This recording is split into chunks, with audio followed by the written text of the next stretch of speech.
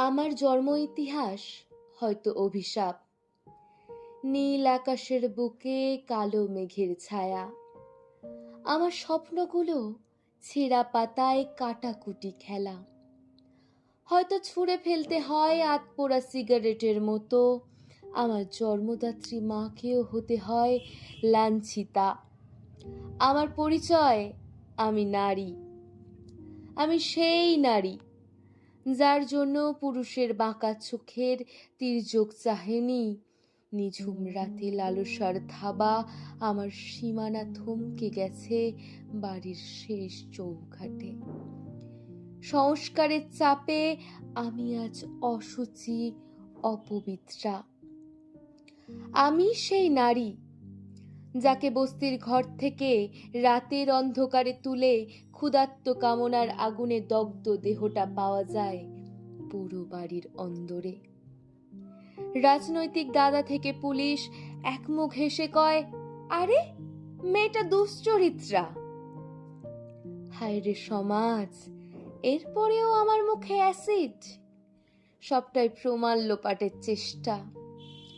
আমি তো সেই কুঁড়ি, ফুলের মতো বিকশিত হওয়ার আগেই সব শেষ। আমি সেই নির্ভয়া, আমি সেই দামিনী, আমি সেই মনীষা, আমি সেই আফিসার মতো ছোট্ট শিশু, আমি সেই পথের ধারের পাকলি মেয়েটা। গায়ে নোংরা পোশাক, অন্ধকারে যৌন লালসার খিদে মেটাতে আমি হলাম দুশ্চরিত্রা। আমি সেই নারী যাকে শোভাবাজারের অন্ধকার গলিতে আজও দেখা যায়। কেন জানেন? আপনাদের মনোরঞ্জনের জন্য। অথচ আমি সেই বেশ্যা, আমি দুশ্চরিত্রা। আমি সেই নারী কলেজের ক্যান্টিনে সস্তা প্রেমের নেশায় বুঁদ হয়ে আমায় গোলাপ দিয়ে প্রপোজ করেন। আবার আমায় না পেয়ে হাতে সিরা কেটে আত্মহত্যার চেষ্টা করেন। বন্ধুর জন্মদিনের পার্টিতে আমাকে বেসামাল করে মস্তি করতে চান, অথচ কলেজে ক্যান্টিনে রটিয়ে দেন আমি দুশ্চরিত্রা। আমি সেই নারী গরিব বাবার স্বপ্নালু চোখে ভবিষ্যতের আইপিএস, অলিম্পিকের মাঠ থেকে পদক নিয়ে আসা মেরি কম কিংবা ঝুলম গোস্বামী। নারী আন্দোলনের ভূমিকায় এগিয়ে চলা একটি মুখ, আগামীর প্রতিধ্বনি স্বাতী মালায়ালাম। আমি সেই নারী ট্রেন চালাই, প্লেন চালাই, আবার সংসারের সব কাজ সামলেও ট্রাক চালাই।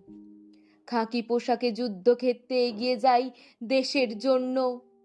আমি সেই নারী যাকে আপনারা লাল পাড় সাদা শাড়িতে মায়ের মন্দিরে দেখেন।